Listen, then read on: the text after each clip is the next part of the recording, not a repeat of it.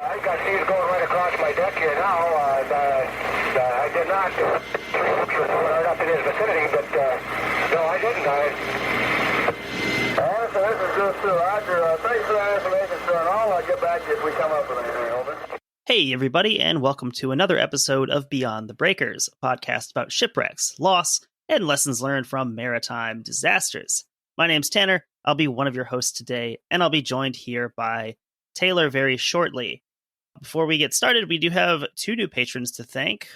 I want to say a big thank you to Jesse and Axel.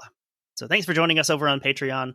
For those of you who are not on Patreon, over there we've got a lot of cool stuff. We do some bonus episodes, some spin-off episodes from our main episodes, maybe adding some more detail to a person or an event that we couldn't spend as much time on the main episode. You get access to one bonus episode a month at the $3 level and two bonus episodes a month at the $5 level. So yeah, go over and check those out if you want a little bit more from the show. I guess I'll bring in Taylor here. Taylor, how's it going? Oh, pretty good. Pretty good. It's a nice day today. I actually had a big tree limb fall the other day. So I ordered a chainsaw. I didn't own a chainsaw prior to this, so I'm going to try that here in a little bit. So fun day. Did you get the Amazon Basics chainsaw? I did order it from Amazon, and it's a Craftsman. Okay. Which was less than $100. We'll see how it goes. It's got to be better than the Temu one that I saw on TikTok the other day. It's just like hard plastic. The Temu just sends you a couple people from their warehouse to come cut down your tree. I could imagine that happening. Throughout your adult life, you kind of slowly acquire more and more tools and stuff. Mm-hmm. And so by the time you're like a dad with a garage, you have your tools built up. So chainsaw, that's a pretty high level one. I've just never needed it, and I didn't want to pay someone to come do it. And I was like, I can do this. Yeah. We'll see. Well, that's cool. Aside from chainsawing things, what else are you up to? It's been a long time since we recorded, so there's probably a lot of stuff to... There's so many things. And then you sit down to think about them, and you can't remember them. The book I'm reading right now is The Cold War's Killing Fields, Rethinking the Long Peace by Paul Thomas Chamberlain. We were talking about that a little bit before we started recording. It's a great book. He does a great job of kind of neutrally going through a lot of the Cold War conflicts. And his whole point in a lot of it is that there's no good guys or bad guys in this necessarily. Russia, China, the United States, everyone has goals and objectives. And it's just thinking about how those kind of went down and what was going on. Henry Kissinger is one of the main boogeymen. I was just reading a little bit about that book when you mentioned it. It's an important and an interesting framing because in the West, we think of the Cold War as a war where nothing happened, hence the name, the Cold War. For some reason, we compartmentalize in our heads things like Korea, Vietnam, all the other smaller conflicts going on during the time where, yes, all of these people are dying because of the Cold War.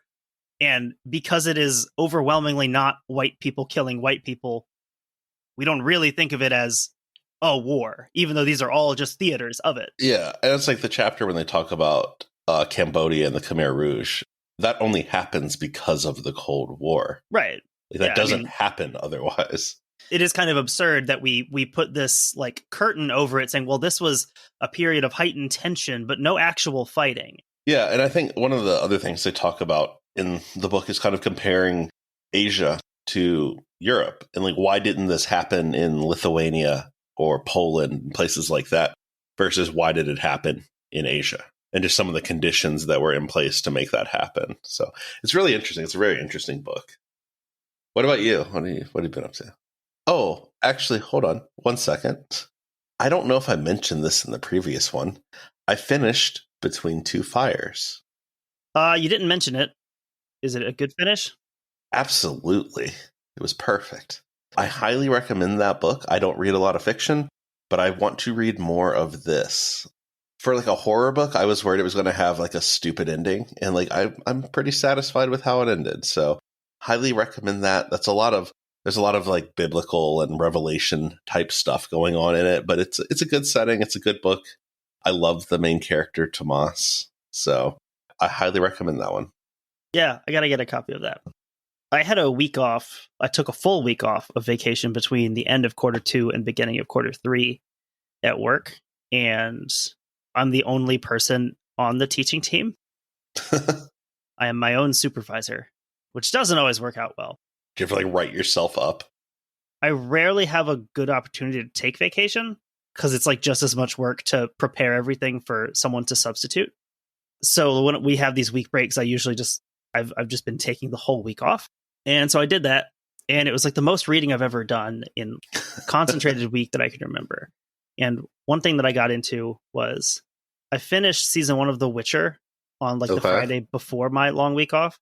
And so I ordered a box set of 5 Witcher books. And I read, as of now, I've read 3 of them and started into the 4th. I read 3 of them in that week. And so I've started into the 4th. I've slowed down a little bit just to savor them. Have you played or watched The Witcher? Actually, after I had read like the first 2, I was like, you know what? This would be a good excuse to get back into some gaming. So I ordered The Witcher, The Wild Hunt. I've played a few sessions of it. I have not played it before. It's good. I mean, it's the kind of game I like where it's, fantasy open world. Skyrim adjacent. I'm still very much exploring just the basics of the game. Video games are one of those things. I've mentioned it, I think, a few times recently. I barely played video games the last couple of years. That was something has gone along with drinking. I'm coming up on 2.5 years with no alcohol, which has been amazing. Definitely recommend it. But also one of the things that has gone with it is like all the things I used to do while I was drinking aren't quite as fun anymore. Or just like they have no pull. Yeah, it doesn't come up. That's not totally, that's not a good thing when it's like your hobbies.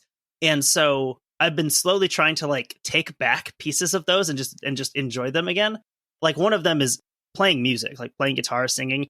That's something I used to do mostly while I was drinking. And like that has no appeal to me the last couple of years. Like I have barely touched a guitar. Another one is painting miniatures. That's another thing I just haven't done recently. And so video games, that was another one. I would just sit and play FIFA, or Skyrim or Fallout or something. Since I haven't been drinking, I just haven't even thought about playing video games. So trying to slowly get back some of those, just like leisure hobby things without needing alcohol to do them. That's been a fun little development. I still haven't played it very much, but it's nice to have some sort of break from anything that involves reading or writing. Sure.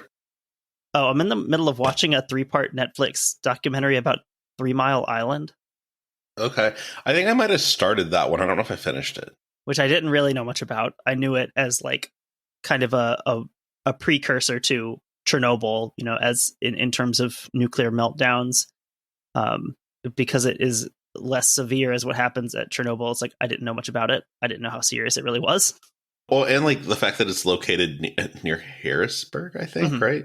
Like, yeah, it's like a major city. Just up the river from Harrisburg. So that's been good. Nice. All right. We have a big episode to cover here, one that we've thought about for a while. Sort of a semi-heavy hitter here for our Great Lakes shipwreck people. Yeah, we were saying that if you made like the iceberg diagram of Great Lakes shipwrecks, the Morrell is maybe down on like the 2nd or 3rd level from the top. I think anyone probably who's read a general book about Great Lakes shipwrecks has probably come across the Daniel J. Morrell. And it's not one that I would think has a lot of name recognition outside of that group of people. But I think if you read a bit about shipwrecks, you probably know the story of the Daniel J. Morrell, at least in broad strokes. So this episode, much like the Daniel J. Morrell itself, will be split into 2 parts. Spoiler alert. And main sources for the episode will be the U.S. Coast Guard Marine Board of Investigation report on the sinking of the Daniel J. Morrell, Michael Schumacher's book Torn in Two, The Sinking of the Daniel J. Morrell, and One Man's Survival on the Open Sea. Spoiler. We have Dwight Boyer's Ships and Men of the Great Lakes. I use that in the second part of the episode. And as the most recent big freighter to be lost at the time of the Edmund Fitzgerald sinking, the Morrell is also usually mentioned in any book about the Fitzgerald. If you read about the Fitzgerald, almost inevitably, you'll see mention of the Carl D. Bradley and the Daniel J. Morrell. Because when the Fitzgerald sinks, those are the 2 that would have been really on everyone's mind in terms of not knowing exactly what happened and why they sank.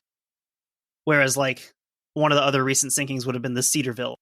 It's very well known why the Cedarville sank. Yeah, it doesn't have that air of mystery around it. Yeah. I also made extensive use of the newspapers.com library edition world collection database. for some of the earlier bits of the story. It's been a while since I've just combed through the newspaper databases for an episode. It was a lot of fun. You find a lot of fun stuff. I feel like the ads and everything are always so fun. Yeah, the ads are great. The other things that are going on in the world. A little bit of background. We'll get started here. The Daniel J. Morrell was built for the Cambria Steamship Company in 1906, launching on August 22nd of that year. Her sister ship, the Edward Y. Townsend, had launched just a few days earlier. Both of these vessels are in this new class of 600-foot freighters, although the Townsend does measure 1 foot longer than the Morrell. 602 feet to the Morrell's 601. I have seen slight variations on that. I've seen 603 to 602. It's somewhere just a little skosh over 600 feet. And it's interesting seeing how rapidly the lengths of these lake vessels get bigger and bigger. Because the last couple episodes, we talked about the Matafa. We talked about some of the vessels in that B.B. Inman episode. And you see that, within the span of a few decades, these 250-foot ships are being dwarfed by 400-foot vessels. And then those pretty quickly being overtaken by these 600-foot vessels. People realizing what can they build for these big steel-hulled freighters. Yeah, it's that interesting transition from wood to steel. The Morrell was constructed at West Bay Shipbuilding in West Bay, Michigan. West Bay is now part of Bay City, Michigan, located at the bottom of Saginaw Bay. If you hold up your left hand in front of you, the back towards you, your thumb to the right, you basically have the state of Michigan. Bay City, Michigan is in the bottom of the space between your thumb and your index finger, on the mitten, as we call the lower peninsula of Michigan. The Townsend was built in Superior, Wisconsin by Superior Shipbuilding. And it's a Superior ship because it was built in Wisconsin. Only marginally, as we'll see. Yes, had a slight edge, maybe. Weren't we just in Bay City, Michigan for, who did we just talk about in the bonus episode? B.B. Inman? Wasn't he in Bay City or somewhere near it? I know he grew up in Port Huron, so pretty close to where this is here. It's a very good chance Bay City has come up before. Yeah, I don't know. It just seemed very familiar. Aside from the location of their construction, these two ships are essentially identical. They're built to the same specifications with the same material for the same company. So we like to know a little bit about the names behind these ships. Trying to remember that there's actually a real person these ships are named for. Who are those people? Who was Daniel Johnson Morrell? Like most people these ships are named for, Morrell was an industry executive, being named General Superintendent and Manager of the Cambria Iron Company of Johnstown, Pennsylvania in 1855. Mm-hmm. Cambria Iron is named for Cambria County, where Johnstown is. Morrell was originally from Maine, but moved to Philadelphia at age 15, and then later on moved to Johnstown, PA, where he was active in local business and government. I know Pennsylvania history a little bit. I know a lot of our listeners are probably aware of it. Being a fairly rich businessman in Johnstown, PA in this time, does he ultimately try to flood this bitch? No, he does the opposite. Oh, okay. A rare business win. He does the opposite. He does not want. He wants to build the wall. Build the dam. Build the dam. Fix the dam. Fix the dam. This was a fun part of the research process because if you just search for the name Daniel J. Morrell, as far back as it goes, there's a few peaks. So in the 1860s and 70s, you see a peak where this is when he's active in politics. And so around the time, before and after the Civil War, he's active in politics. He's running. He runs and loses in some elections. What side of things was he on in the Civil War? So he's a Republican. And actually, that is one of the interesting things about one of the things I have here. One of the news organs that writes about him more than anyone is the Democrat and Sentinel of, I think it's pronounced Ebensburg, Pennsylvania. They're obviously opposed to him as a Republican. They hate this guy. And they use so much ink writing about him. It's just like Twitter, exactly like Twitter. The people that you hate the most end up getting most of your attention. He is ultimately going to serve as a Republican representative from 1867 to 1871. But before that, so this is from the Democrat and Sentinel, Wednesday, October 9th, 1861, in a blurb titled Apologetic. And I think the tone of this is so funny because, again, it sounds very modern. This sounds like it would be a tweet thread. We hope Daniel J. Morrell and company will not regard us as unkind in not condescending to notice their slang concerning us in the last Johnstown Tribune. The election is over, we have thrashed them soundly, and we have no disposition to exult over or kick a fallen foe. Mr. Morrell has probably by this time arrived at the conclusion that he has not yet quite finished his job of changing this from a Democratic to a Republican county. Republicanism, or rather, abolitionism, in this county, appears to be progressing like a crab, backwards. By the way, Mr. Morrell is not a subscriber of this paper. This is wrong. Daniel, you should subscribe forthwith. Only $1.50 a year, if paid in cash, or $2 in scrip. Scrip will answer us for small beer money when we next visit Johnstown. Daniel, you must subscribe, won't you? Do now. Oh, do. Are they trying to, like, make the rich man spend his money, basically? That's weird. I think they're really just being, like, tap dancing over the fact that he lost. But that also is very revealing of, this is October 1861, so you still have, at this point, newspapers in parts of the North, states that are still in the Union, writing these disparaging things about abolitionism. So I think most people, if you've read about the Civil War, you understand the nuances. It's not like everyone in the North is against slavery, everyone in the South is pro-slavery. And this is a great example of that. You still have this disparity of opinion between, this is a newspaper in the North that is still very anti-abolition. And this is after the war has started already. So reading that book about the lead up to Fort Sumter, get a lot of exposure to that. And yeah, it is interesting that, like, the Northern Democrats don't just go away. Obviously, like, they're still around. And a lot of them blame the Republicans for the Civil War starting. They actively are saying, like, just leave the Southern states alone. Like, it's none of your business. Like when McClellan runs against Lincoln, doesn't he run as a Democrat? Mm-hmm. He does. They have a thing called, like, the Peace Democrats. Like, it's a whole movement. Any excuse McClellan could take for not having to actually fight. Any excuse to try to screw over Lincoln after he got fired. So in the 1860s, 70s, if you search Daniel J. Morrell in those newspaper archives, that's what you get, is a lot of his politics.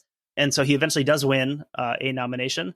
And you can see, like, this is post-Civil War, where probably that Republican abolitionist ticket looks a lot better. These guys who were on this side to begin with, the pro-slavery Democrats have just gotten their asses kicked in the Civil War. Not hard enough, but, It makes sense, too, that he's like a business guy and a Republican. I feel like most of the people who are owning the factories and stuff are Republicans at this time. Again, like we say this every time it comes up, but to our listeners less familiar with American history, this is at a time when it's probably a much better thing if someone's a Republican than a Democrat. Yeah, because it's flipped since then. the Republicans are the better ones at this time. They are, in general, the ones who were more anti-slavery, if not actively pro-abolition, at least wanting to undermine the slave economy of the South. That is the other funny thing, is we kind of get taught that, like, all the North was anti-slavery. Like, that is not true. Even the ones who are pro-emancipation, that does not mean that they're pro. There's a lot of qualifiers. I mean, Abraham Lincoln himself being a great example of. Yeah. There's a lot of shades to that in the American Civil War.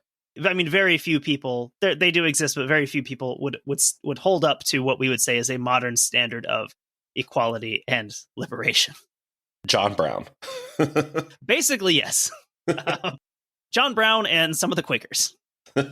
So yes, you alluded to this, but the most interesting little piece that I learned about Morrell was that as a rich guy from Johnstown, naturally, he is a member of the South Fork Fishing and Hunting Club. My, like, little antenna go up right away. I'm like, So anyone who has listened to or read anything about the Johnstown flood, that might set off some alarm bells here.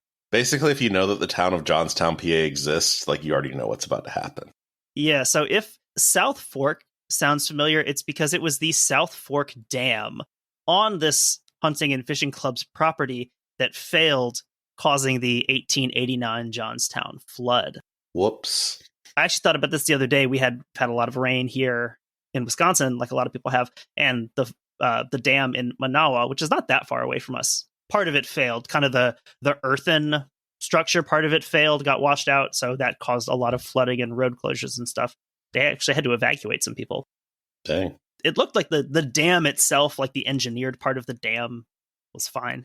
But here we have a real flood problem with the Johnstown flood.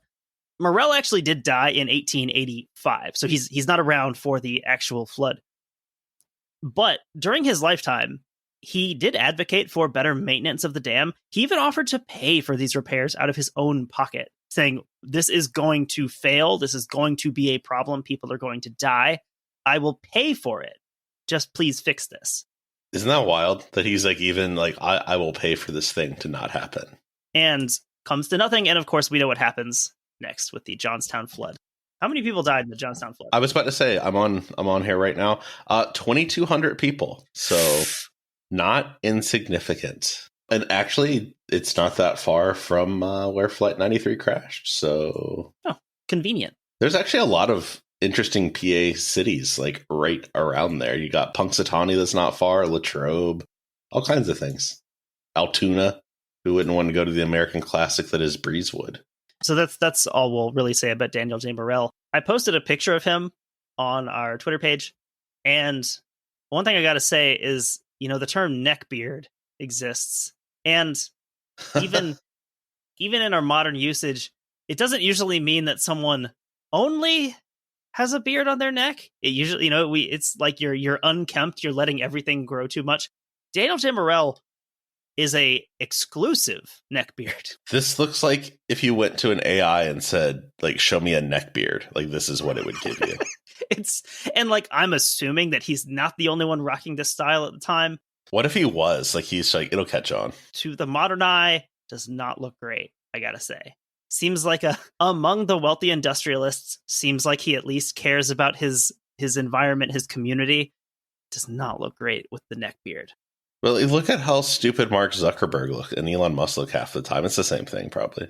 There's no one around to be like, you shouldn't do that. Yeah, don't do that. So after entering service as one of the new breed of 600-footers, the Morrell got right to work in the 1907 shipping season.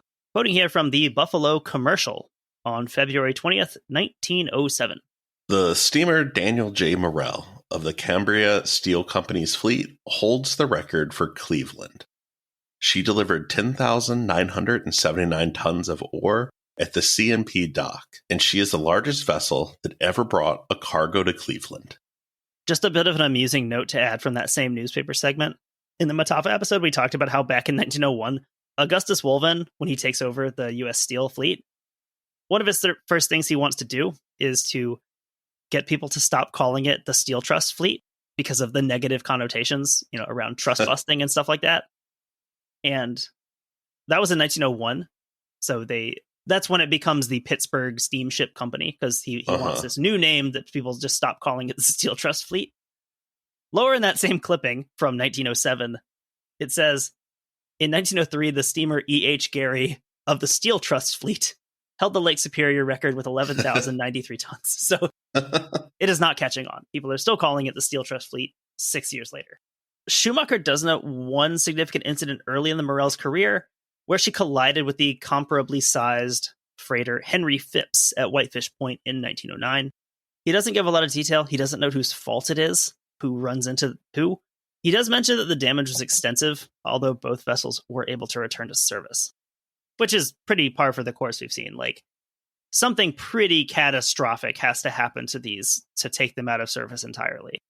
If it sinks and they know where it is, they can usually put it back into service, unless it is literally broken into two pieces. So a positive development in the Morrell's history, Schumacher writes in Torn in Two that, quote, the Morrell made history when she became the first bulk carrier on the Great Lakes to use a gyro compass. Interesting. This came up in, I think, the Matafa episode. Mm-hmm. And I mentioned not really knowing what a gyro compass was. Did you fix that problem? A very small amount of reading. So a gyro compass is a non-magnetic compass that relies on like a spinning disc, I think.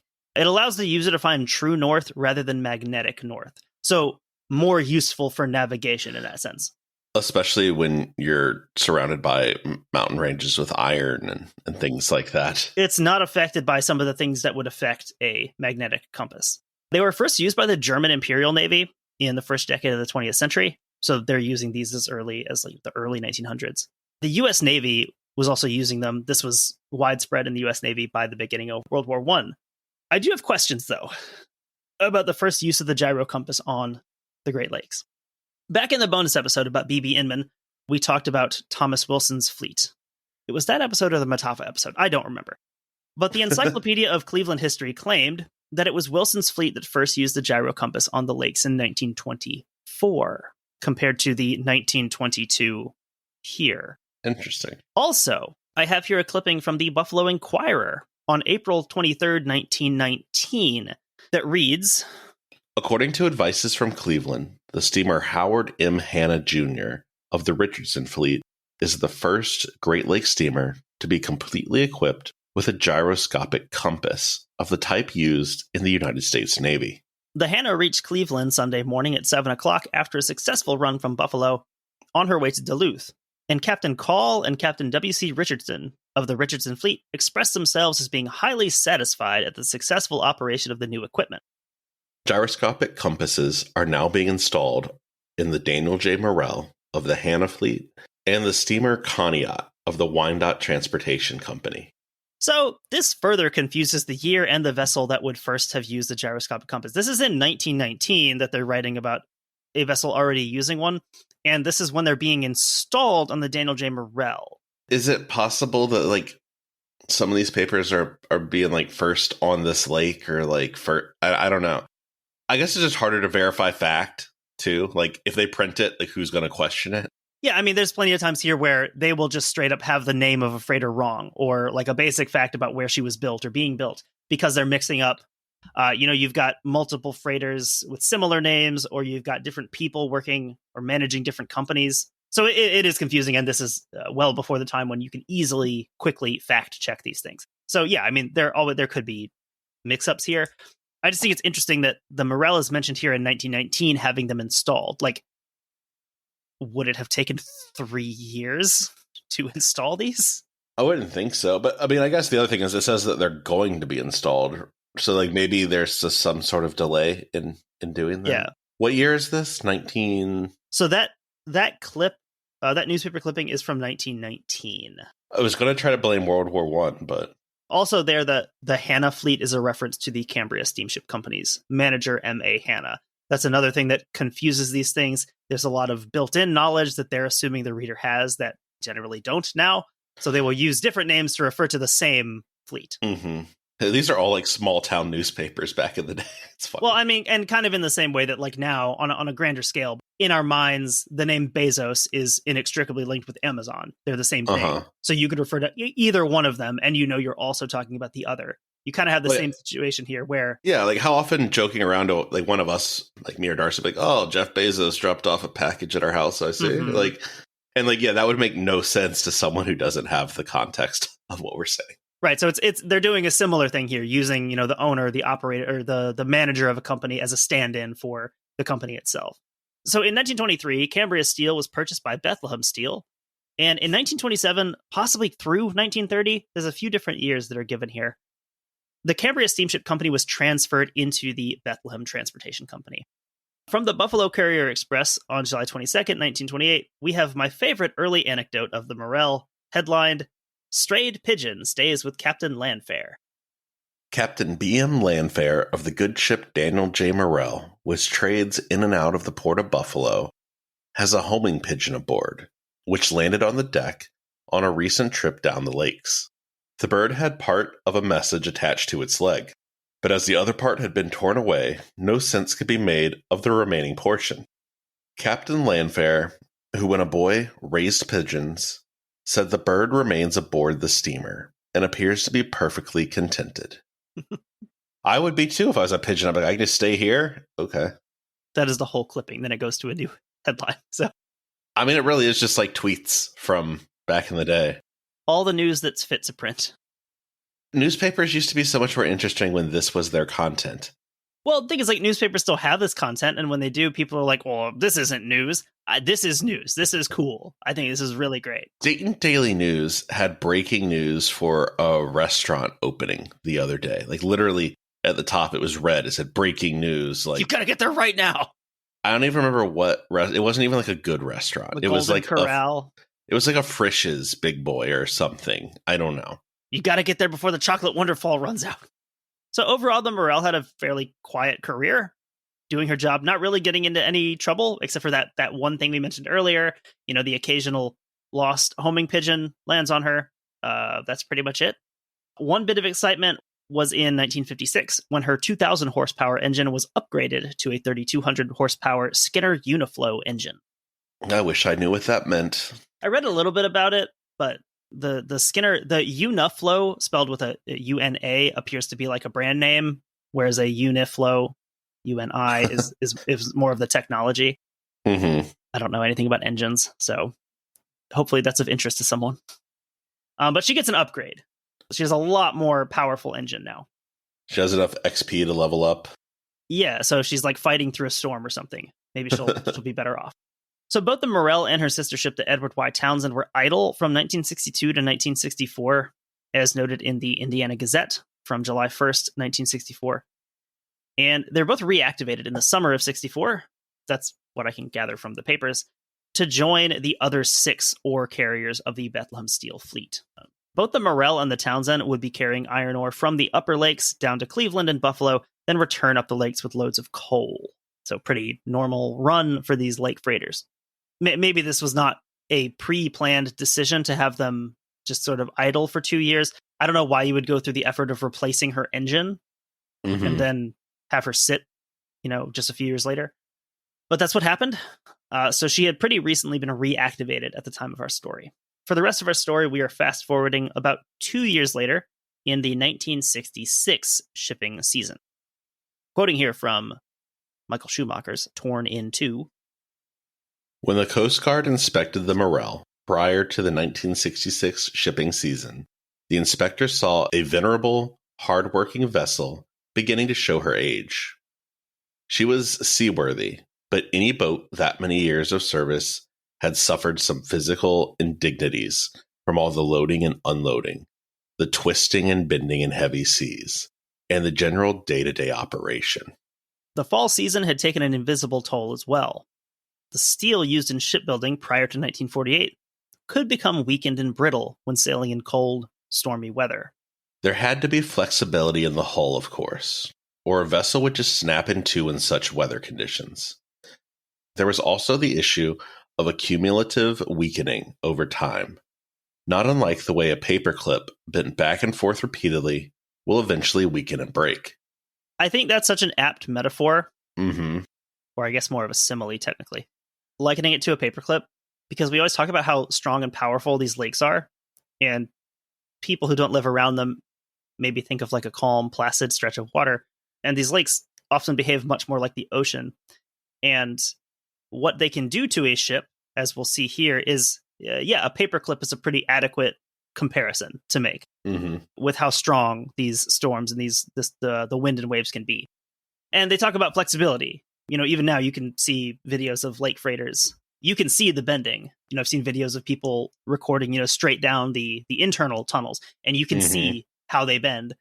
Which is like scary, but also like the way it's supposed to work. Yeah, it should. If it doesn't bend at all, it will just snap in half.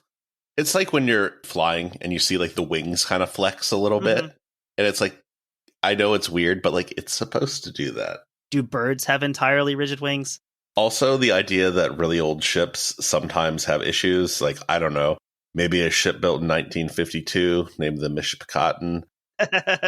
We literally almost had a news story because if the weather had been bad, that thing was going down. Yeah, very fortunate. And it's a similar thing here. Definitely warrants some more time talking about that one, because I will be very interested once there's like some reports out on that, exactly what's going on, because it was weird how quickly that became like they hit something and all the conspiracy TikTok and Twitter people running with that. And it was just such a much more boring explanation of, hey, this ship is like almost 80 years old. Maybe it's just old. Even for us, people who, we spend a fair amount of time talking and thinking about shipwrecks, hearing about that, like even my first gut reaction was like, oh, like this is fine. It's probably like it was probably just like a really minor problem. Yeah, because it was caught on time, because there's people on hand to help out and get people off the ship. But it is a good, I think, reminder that like, yeah, these things can still happen. These things do still happen.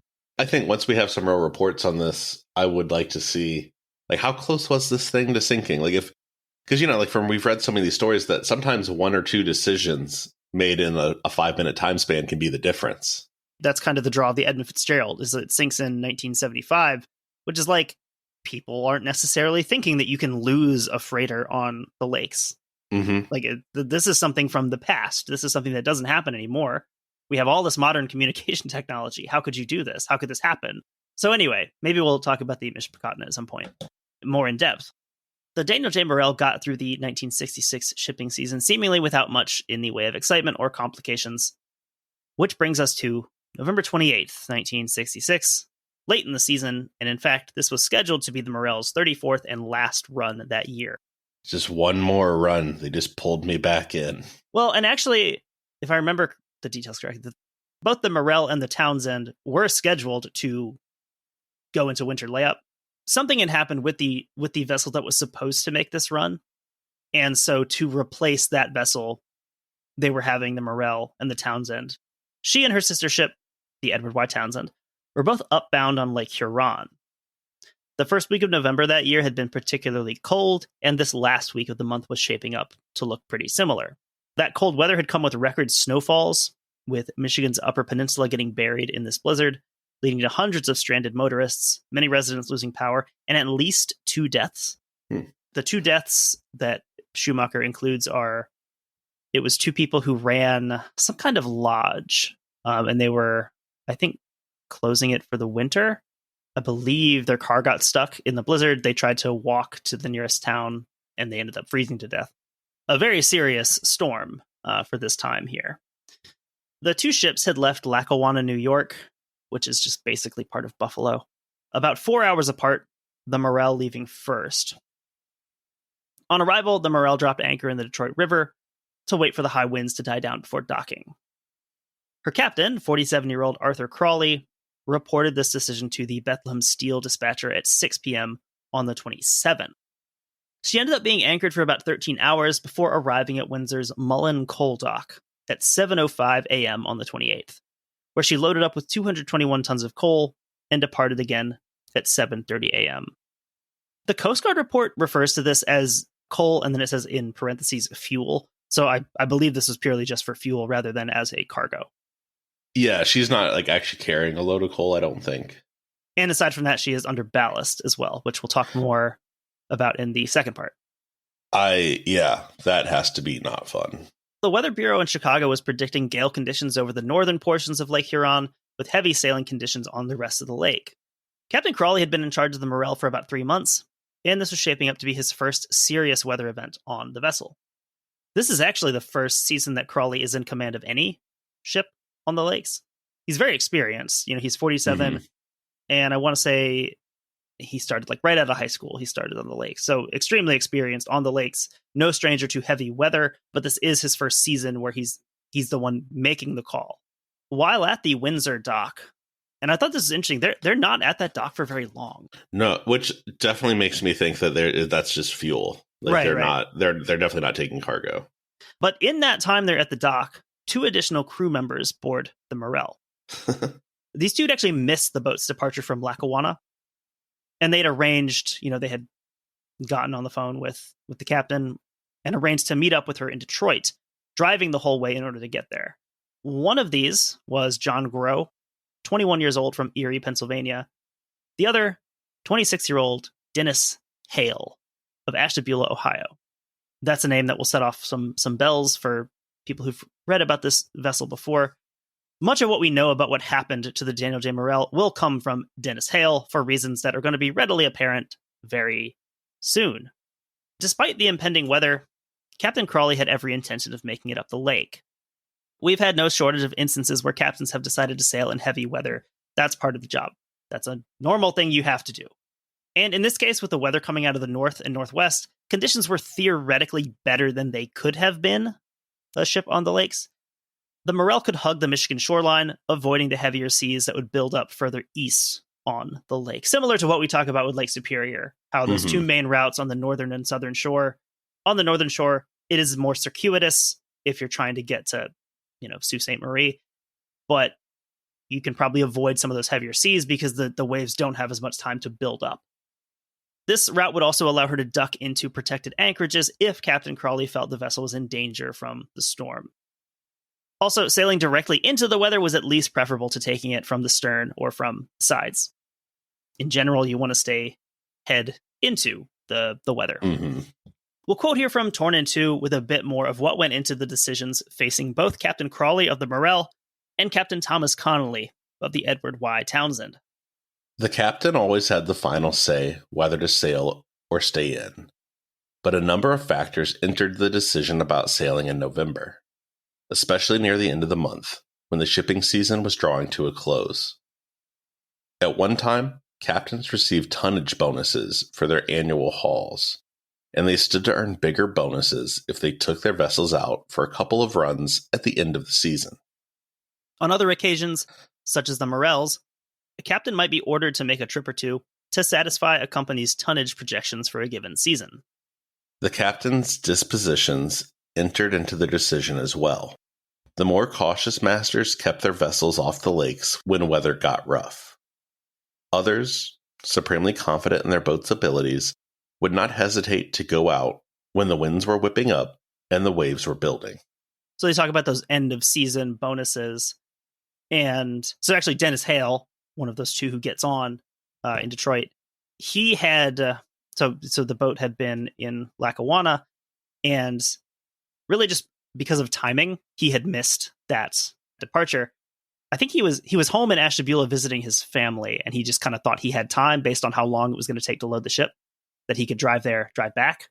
Captain Crawley ended up getting things moving faster than expected, and they left because, they're on the vessel's schedule. I'm sure that was probably the case for both of those guys, because Erie is also not that far from Lackawanna. And if they don't, get on this last voyage, they're missing out on potentially a lot of money. Hale, I think, had already missed, Thanksgiving at home with his family because he had been on the vessel. So trying to salvage, the end of the season here. Yeah, so that's why they're driving all this way to jump on. Like we said before, these ships are essentially identical. They're traveling the same route. They're experiencing the same conditions. It would be out of the ordinary for one of them to sail and the other not. So you'd have to think that there's a deal of peer pressure here, where if one captain is leaning towards sailing, the other one is probably feeling that they have to as well. Yeah, and the other problem is you can't prove a negative. So if you decide to not go and the other ship makes it, even if you would have gone down, you'll never know that. So it just doesn't look good. Yeah, there's no possible way to know that.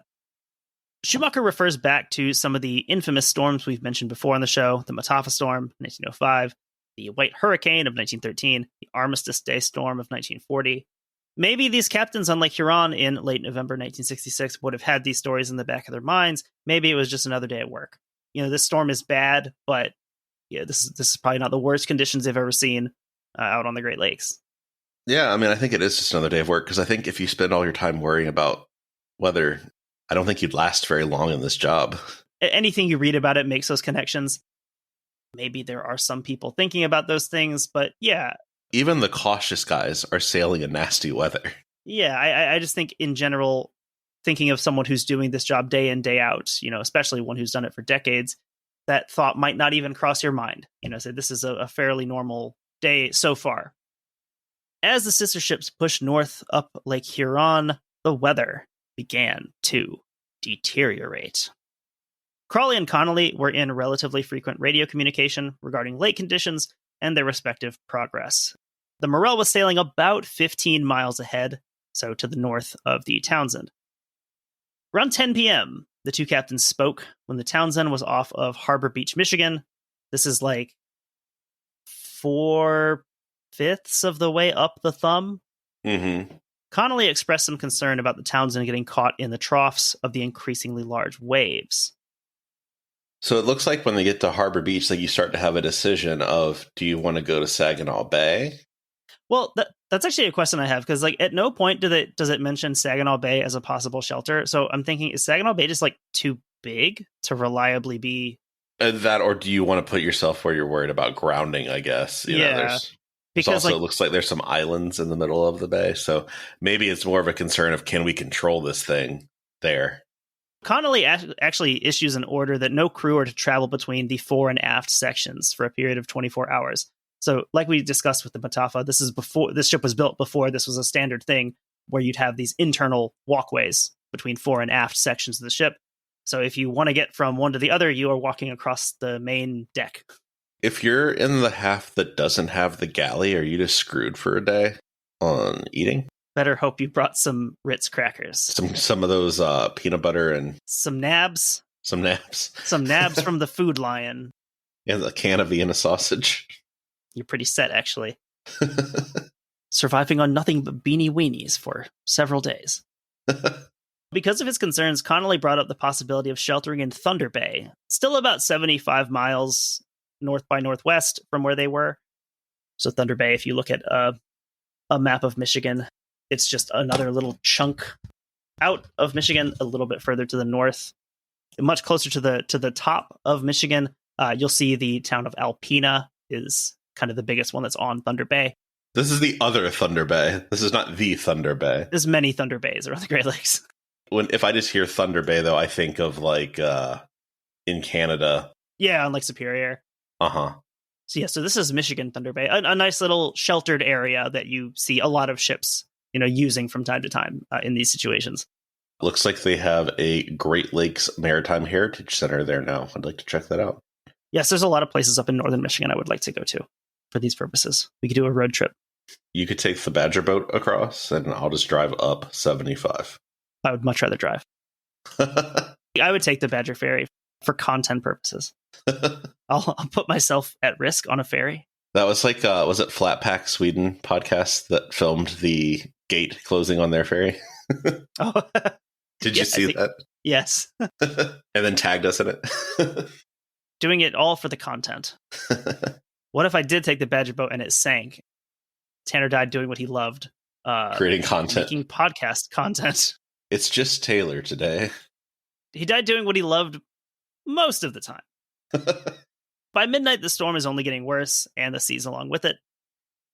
An issue just as troubling as the size of the waves was the intervals between them. Only about 250 to 300 feet between wave crests.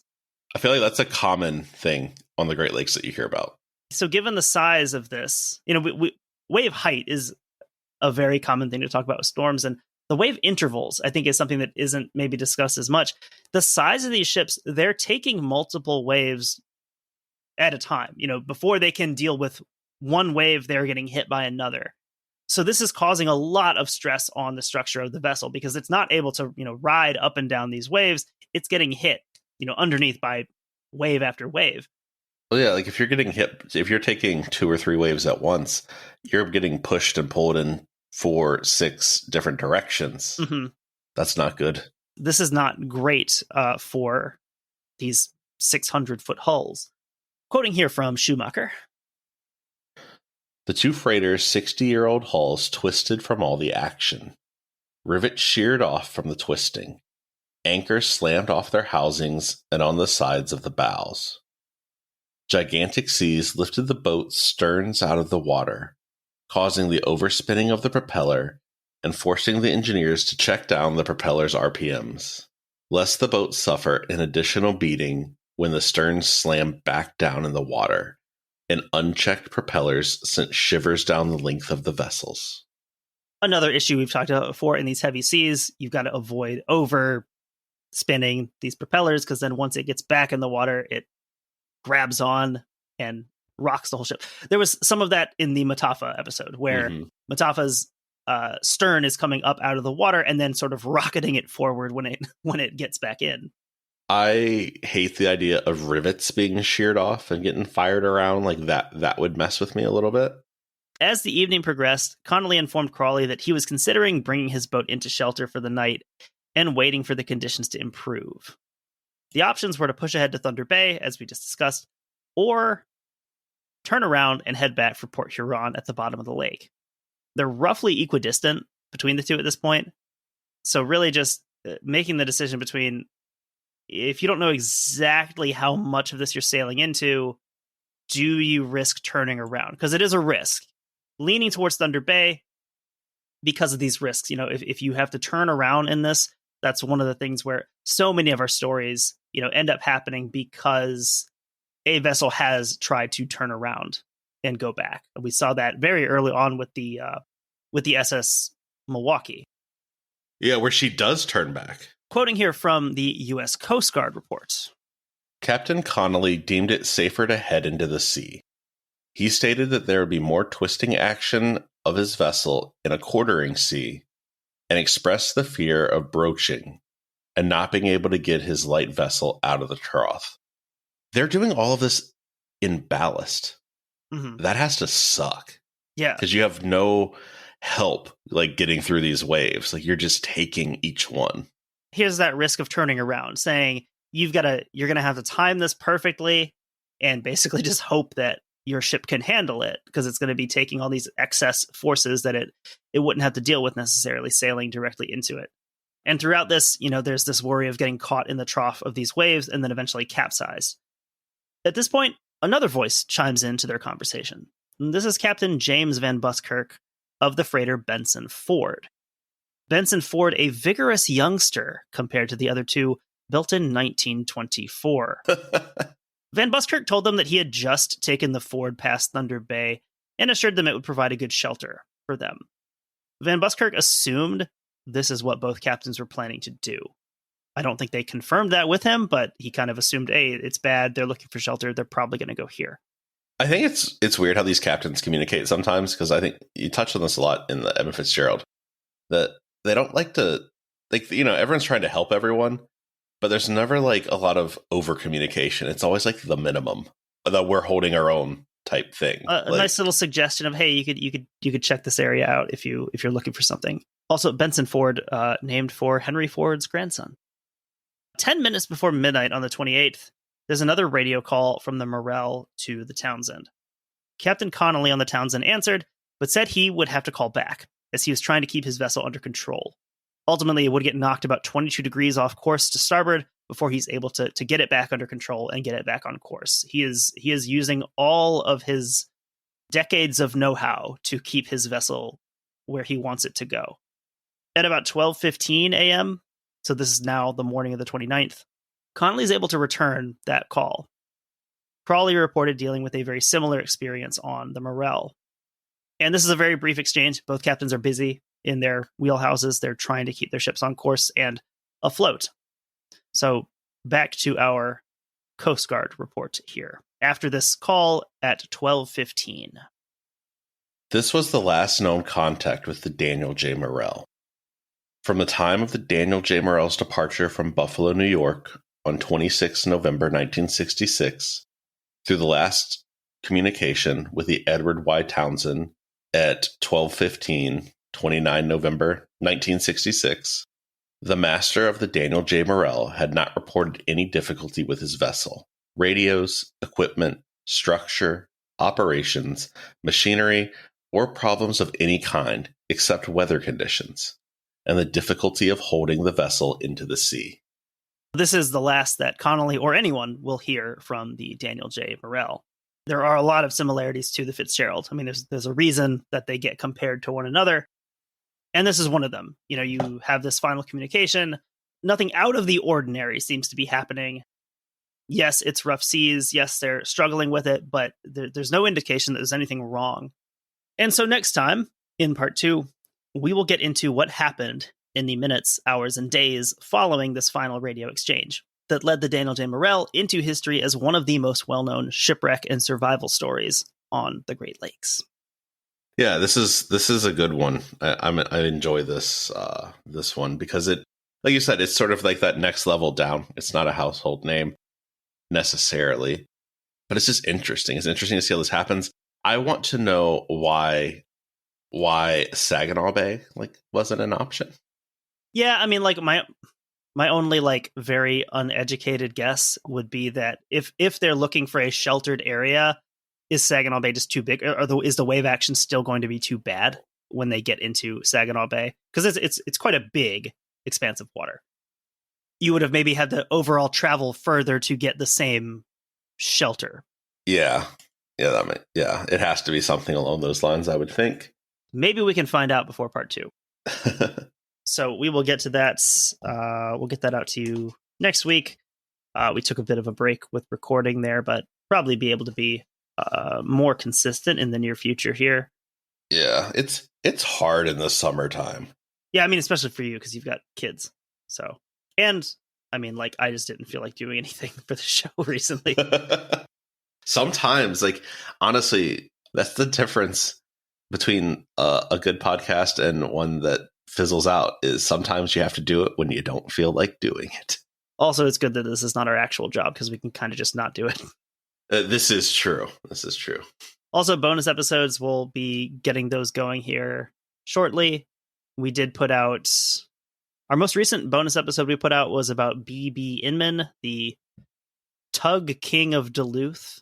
I'll actually say that was a fun one. I really enjoyed recording that one. That was a really good one. That was I think that was our $3 one for June. That's a very fun episode. So we hope that you guys enjoyed that. If you're not a patron, you can go check those things out. We have released some previous bonus episodes, some older ones on the main feed, so you can get an idea of what kind of stuff we do on there. We also release on Patreon. We also release the main episodes uncensored. Not that we use that much profanity, but sometimes it comes up. And if you're interested in hearing those, we will. That's what the Patreon episodes are. Those are uncensored, uncanceled, raw over on Patreon for like the 2 times an episode that we swear. That just reminded me of when we lived in Atlanta. Katie got me, I guess they were a birthday present. She got tickets for us to go see Flight of the Conchords. Probably one of the coolest shows I've been to. I would imagine. It was like an outdoor amphitheater. I gotta say, of the live music performances I've seen, possibly none of them are more impressive than Flight of the Conchords performing their song Mother Uckers. Yeah. And being able to do it and hit all of like the censored parts. It was actually amazing to see for them to do this. And then the song after that they went into was Fuck on the Ceiling. So we will be back with part 2 of the Morrell next week, and we will see why this is such a well-known story. So thank you for listening, and we will talk to you again soon.